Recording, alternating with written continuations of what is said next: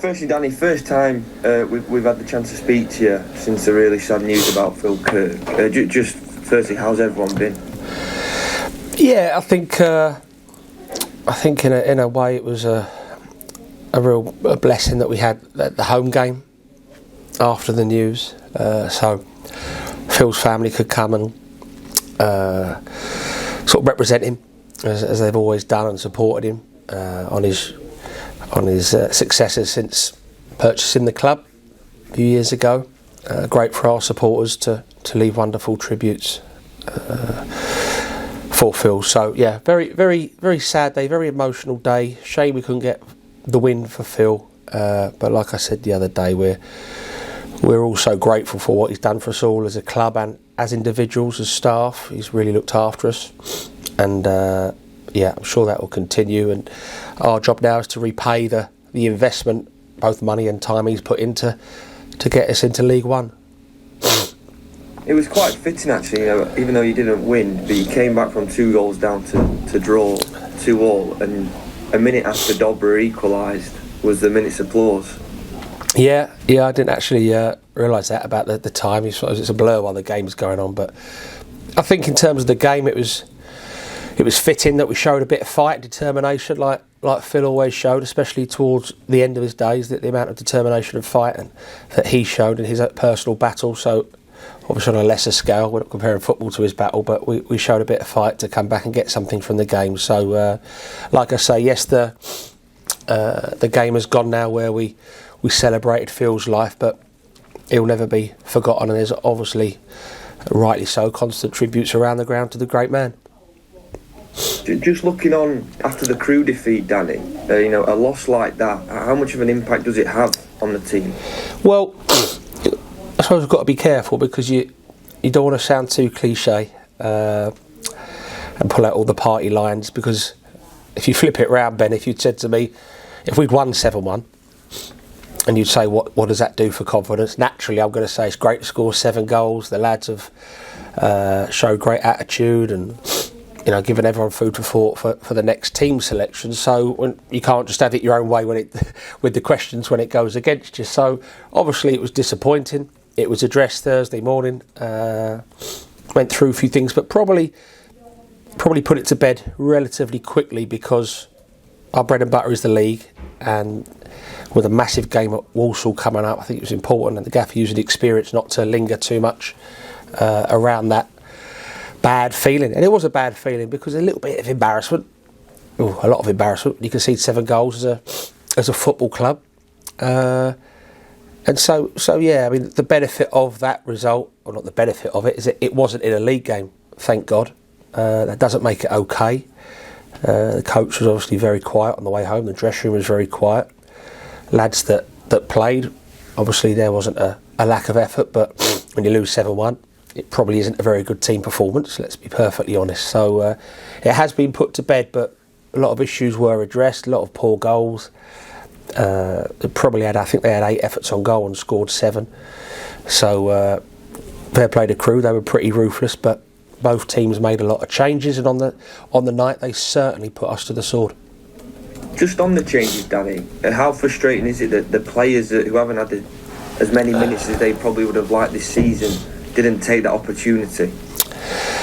We'll have to ask the players. We've all been in that situation as players, where you're not in the team and you get a go at it, and sometimes everything that goes wrong does go wrong, whether it be a personal performance or the opposition being good or certain decisions on the pitch.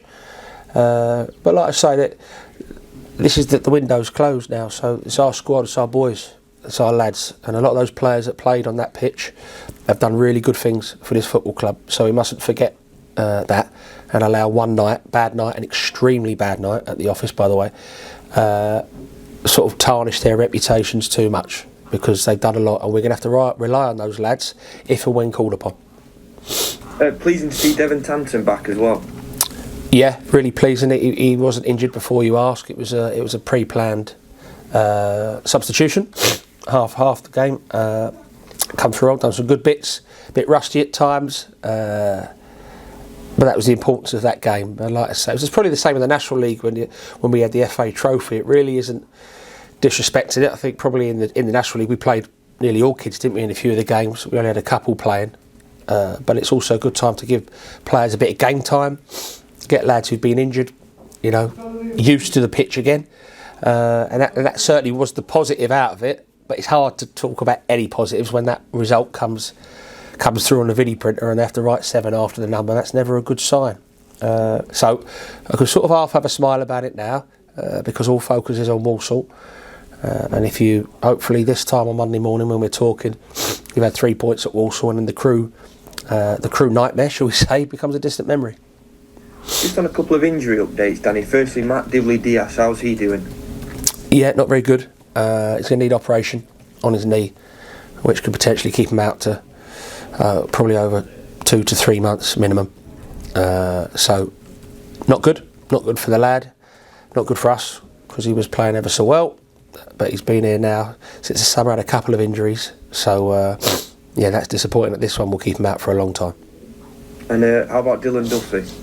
Dylan Duffy had like a little assist on his knee that was affected and disrupted with a tackle against Crawley.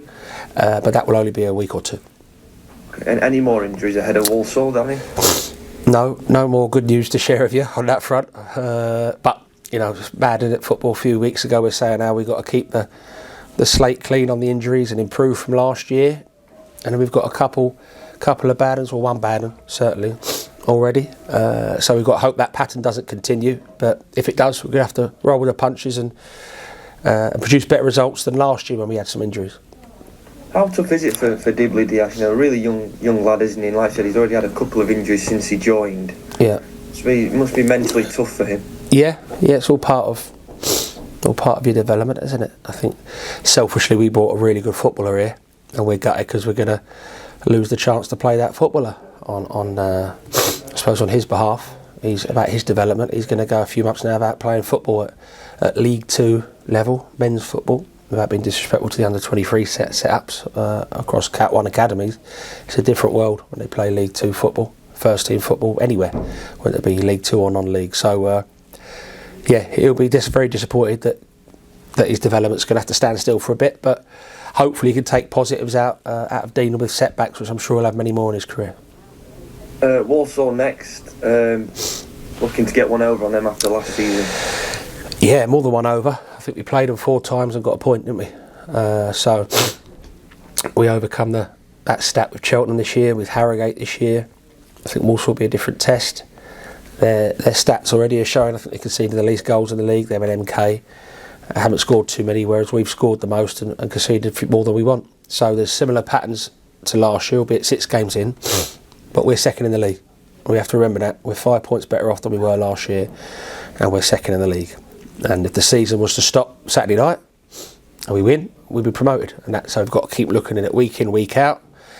Hopefully there's not too many nights like the Crewe night, especially in the league, because that'll halt that aim. But from ever materialising if we have too many nights like that. But the odd blip's acceptable if we stay up the right end of that league table. I think it's really important to know that, isn't it, after a defeat like that on Tuesday, that okay, look at where we are in the league and we go and we bounce back. Yeah,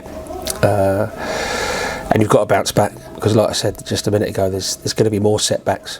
Hopefully, none on the level of the Crewe game in terms of the result, but there'll be defeats, there'll be poor performances, and you've got to bounce back the next game. And what better way to do it against a team that broke our hearts last year? Obviously, their hearts were broken at Wembley by AFC Wimbledon that went on to get promotion.